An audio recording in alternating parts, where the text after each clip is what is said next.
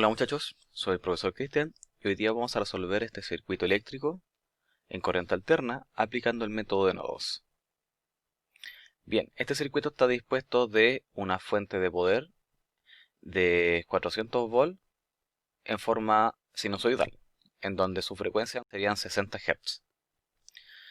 El circuito tiene 3 bobinas y 4 resistencias. Y lo que pide es obtener la corriente eléctrica que está circulando por la resistencia de 500 ohm. Bien, para comenzar, como estamos en corriente alterna, primero tenemos que identificar cuál es la frecuencia angular omega del circuito eléctrico. Esta frecuencia estaría dada por 2 por pi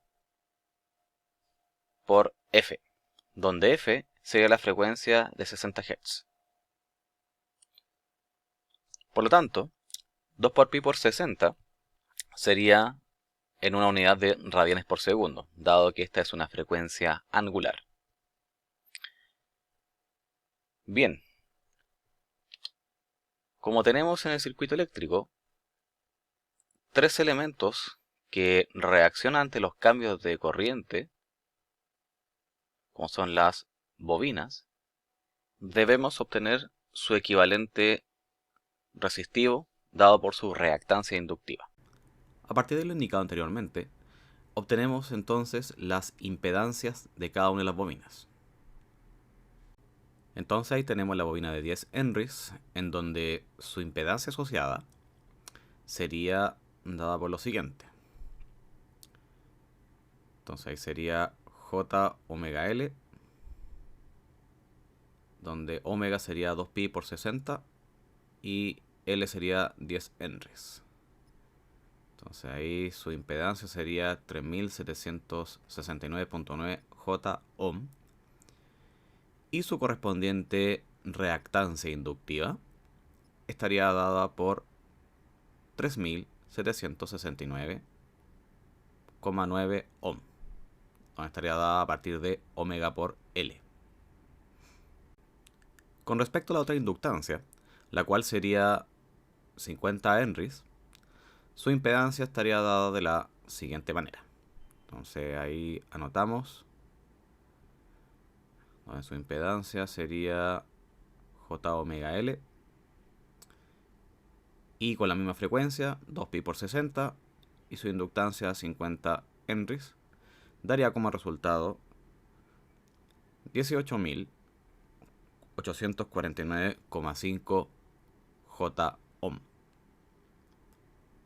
Entonces ahí J ohm. Y su correspondiente reactancia inductiva, dada por omega L también, sería 18.849,5 ohm.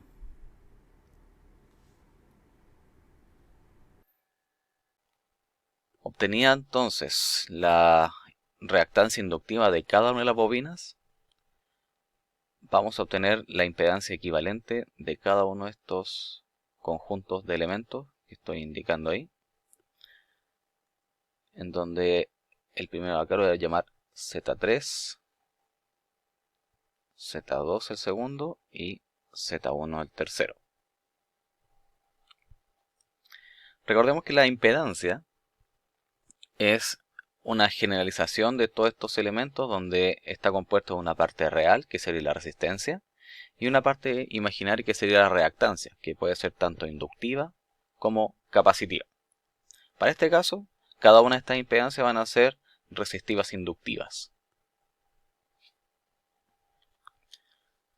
Partimos entonces con la impedancia número 1. Vamos a partir de derecha a izquierda. Y sería dado por lo siguiente, en donde Z1 sería 80, que sería la resistencia, más 3769,9 J, que sería la reactancia inductiva. Para trabajar más cómodo, vamos a obtener su forma polar, que sería 3770,76 ángulo de 88,78 grados, ohm.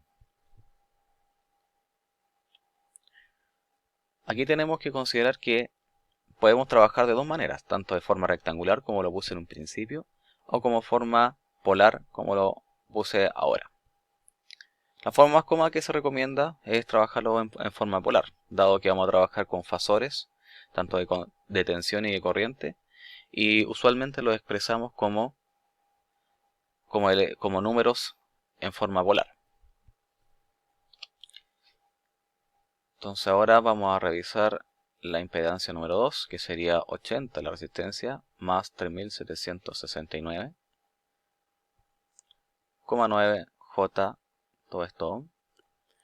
Y aquí hago lo mismo, expresando su forma polar de la impedancia, que sería exactamente lo mismo indicado anteriormente. Voy a la tercera impedancia. Antes voy a anotar las unidades que me faltan. Y ahora voy a anotar la tercera impedancia, que ahora su resistencia serían 100 y su reactancia serían 18.849,5 J ohm. Y al igual que las anteriores, expreso su forma polar para trabajar más cómodamente. Entonces aquí como 89,69. Entonces finalmente sería 18.849,82, ángulo de 89,69 grados ohm. Con esto ya he expresado cada una de las impedancias equivalentes en cada una de estas ramas. Obtenida cada una de las impedancias equivalentes en cada una de las ramas del circuito, pasamos a expresar de forma más compacta este circuito eléctrico, como pueden ver a continuación, en donde cada una de las ramas donde estaban las impedancias, tanto resistiva e inductiva, la he expresado como una cajita, de tal forma que podamos expresar estos números complejos como una forma más amigable para poder trabajarla, y así no olvidar ningún elemento al momento de resolver el circuito eléctrico. La fuente de poder la he expresado entonces, como se ve, de forma fasorial, donde su magnitud sería 400 y la fase sería 0 grados. Entonces sería la fuente de poder 400, ángulo de 0 grados de volt. Comenzamos entonces. Dijimos que este circuito eléctrico lo íbamos a analizar por análisis de nodos. Por lo tanto, colocamos ahí por nodos. Empezamos entonces. Colocamos entonces la tierra o la referencia o el nodo de referencia que queremos indicar.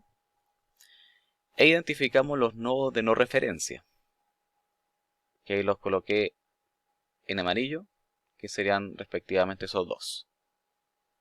Y ahí lo voy a colocar nodo B1 y nodo B2. Nótese que cada una de las variables del circuito eléctrico, tanto de tensión como de corriente, le he colocado un punto debajo de la variable, indicando que estoy expresando estos números de forma fasorial.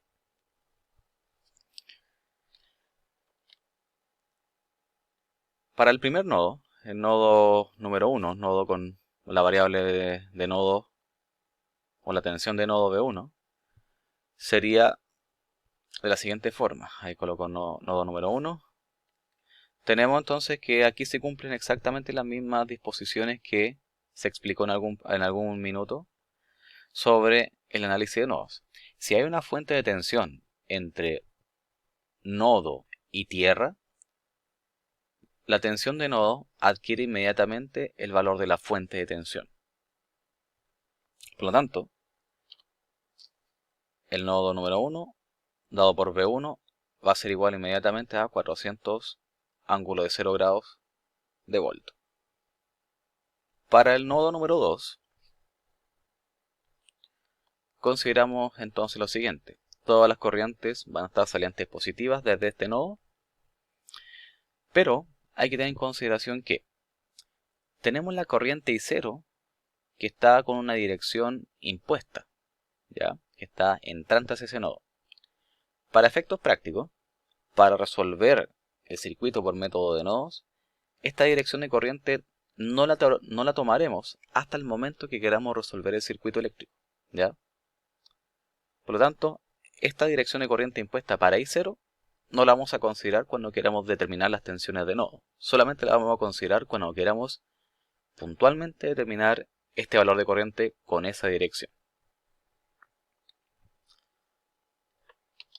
Por lo tanto, sería V2 dividido la impedancia Z1.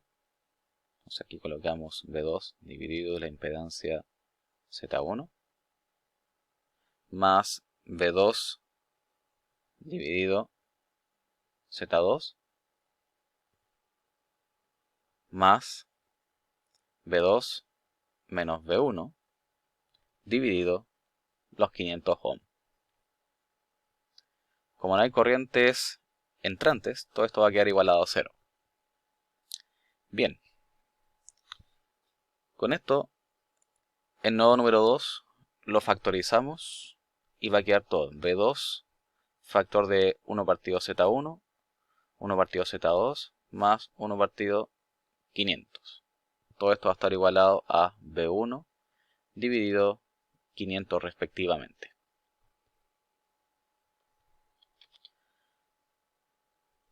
Como en un principio dijimos que el nodo número 1 ya estaba dado por 400 ángulo de 0 volt, evaluamos inmediatamente en V1, quedando, si hacemos los cálculos acá, quedando de la siguiente forma.